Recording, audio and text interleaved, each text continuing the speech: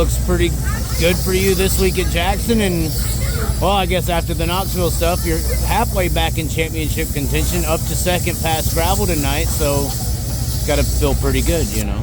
Yeah, I just feel like that Knoxville deal kind of set me so far back. It's tough to claw your way back up there, but you know, just kind of had some fortunate luck with a couple of good runs, and you know, obviously gravel. I mean, you never wish this on anybody, but had some unfortunate luck. Blowing a tire last night is really kind of nobody's fault. I just kind of a shitty deal. Actually feel bad when that happened, just because we worked so hard out here to gain points and to do a good job and to build momentum and all that stuff, and then you have something happen like that that's kind of just totally out of your control, and it just sets you back. So I didn't really see what happened there, obviously, tonight with the wreck, but overall, you know, good night for this JGR 41 team. I feel like, you know, my car was good all night. I feel like we were solid early. We were able to execute, even though we drew the 6 in the dash, kind of climb a couple spots there in the dash, and then I really felt like I did all I could in the feature. I mean, I always think the top's so fast. It's hard to really make ground up. I feel like I got a good start, was able to kind of beat Logan there off the start, and then had one shot at Gio, really ran the bottom down there in 1 and 2, kind of stuck it pretty nice, tried to slide him, and he just powered around me on the top. So got back in line and finished third. Well, and it's a little bit different of a format, almost how me and you were talking Wednesday night of something like a 6-car invert, points from heats and qualifying, getting a dash, and then have the dash guys go and you know, kind of set up those first 4 rows, you know. And how do you feel about this type of format? Because I mean, I've been vocal about it, the typical outlaw format for the fans, at least, you know.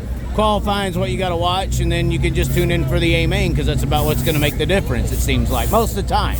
Yeah. Most of the time. Versus a format like this. For a fan perspective, I do see what you're saying. I understand it.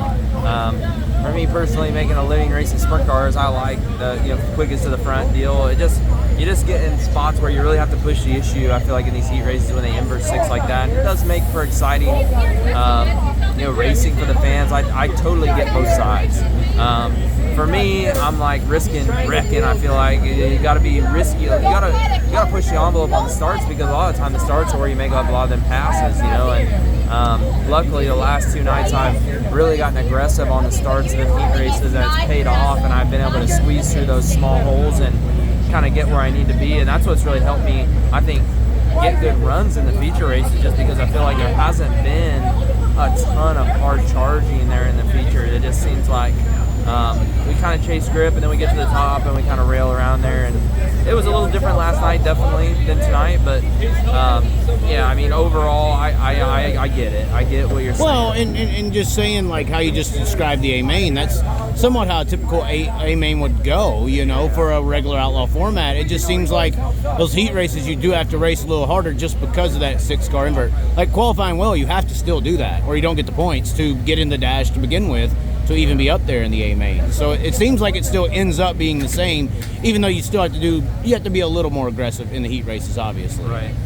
Yeah, I mean, it's funny, like the World of Outlaw normal format, I probably get more nervous for some of them heat races than I do, you know, these heat races tonight. I feel like once you qualify good, you know, you can just, if you pass 2-3 cars in your heat, you're going to be sitting pretty solid. But our normal format, you know, if you're starting outside front row and you got, you know, Donnie starting third, or you're starting front row with Brad and you got David starting third, like you're shaking in your shoes, like you're doing everything you can to stay in that top 2. And I feel like that's a lot of the times our most nerve-wracking part of the night, you know. So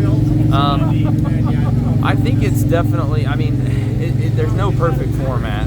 Right. We talked about that the other night. There's no perfect format. I wish there was. I think a lot of these races get like this, like these past 2 nights, a lot of the decisions of who wins the race comes down to the pill draw out of the dash. I mean, how do you fix that? Well, and that's a regular normal night too, right? Wouldn't you agree that that's a normal night if you get those top 2 spots? It is about the draw. The draw really determines. I would say the top 2 rows of the dash definitely helps. Which is both on a draw based on this and the normal format. Right. Yeah, and I just don't know how you fix that. You know, I don't know how you change that. It definitely does pan out to be that way.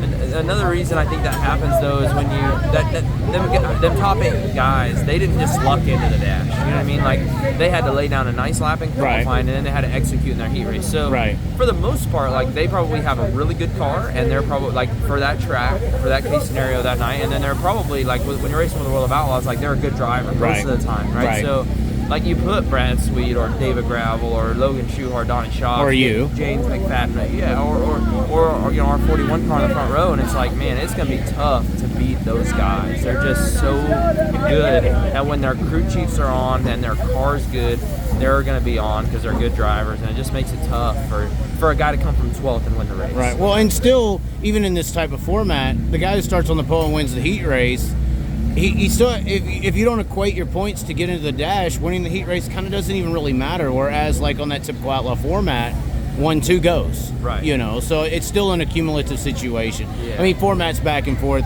Obviously, championship. We talked about the championship format because I alluded to you how the Lucas Oil guys kind of do like a chase style segment format, and you were also kind of alluding to how you still like how this is a full season gig. I mean, you got into this wreck, this huge wreck that could have ruined your season, but things go bad. Not necessarily a wreck for gravel, but a flat tire and bad luck, and you're right back in it. You're all chasing Brad still, but you still, it seems like you still appreciate the season-long style of format, of situation. I do, yeah. I mean, my ribs were broke. I had burns everywhere. I mean, but I had no choice. You know, I mean, the Outlaw Tour is that's the Outlaw Tour. Like, if you don't show up that next night, then you're basically like, you're done. You're throwing in the towel. And so that's the only part that's a little shaky for me. Like, I remember back to Beaver Dam, I shouldn't have been in the car, realistically. Like, I know I had a concussion. Like, things weren't happening at speed for what they normally do. The burns, my ribs were killing me. I don't feel like I was safe to be out there, but that's what we are. Like, we're just gladiators. We got to get out there and make it happen, right? Or we're not going to have a shot at the end of the year. And you put in too much time, effort, and there's only so many years that you get a shot at winning that championship. So, you can't let it slip, and I wanted to make the most of it. Like, I just don't agree with Lucas Oil's deal. Like, for me personally, like, it all depends on what that last track is and who's the best guy there.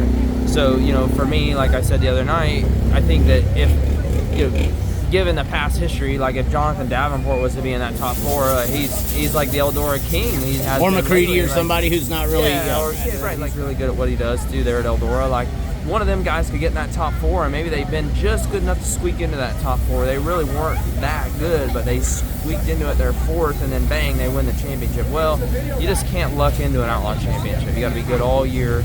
Got to be consistent all year, and I think that's why you see a very short list of guys that's won that. And how much would it mean to get Clyde? You know, this is obviously Clyde's last year. You're doing this West Coast swing, you're good on these tracks, you know, so. I mean, it'd be incredible. Like, obviously, Clyde, you know, he's going to go do his thing, start a business next year. We hate to see him go. I think he's a valuable part of our race team, but just to get a championship for JJR, for Phillip, for Clyde, for Nate, for Brooke, you know, Phillip's wife, it would mean the world to me.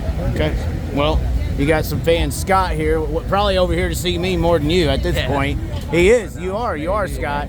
And well, I guess we'll see how this Jackson Nationals ends up wrapping up. Right on. Thanks.